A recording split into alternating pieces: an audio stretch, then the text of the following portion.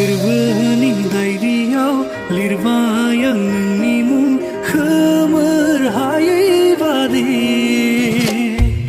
नों थांलाय फैलाय लामायाव गायबाय आं गोजा गाबनि गलाब बिबार मिनिस्लु मोखांजों नों आंनि फारसे नायहरफिन खेबसे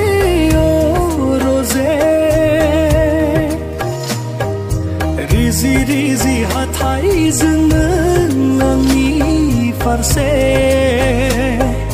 मिनिखैरो मिनिहर रजे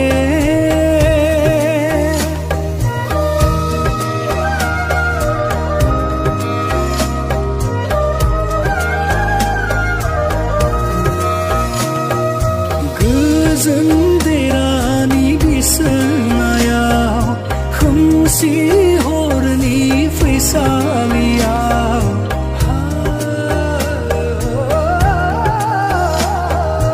उन्दुगोन जेबोला नों गोजोनै सेराव थानानै नायबाय थागोन नोंनिनो समायना महर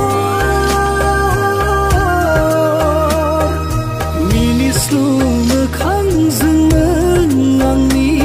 फारसे नायहरफिन खेबसे रजे रिजि रिजि हाथाइजों नों आंनि फारसे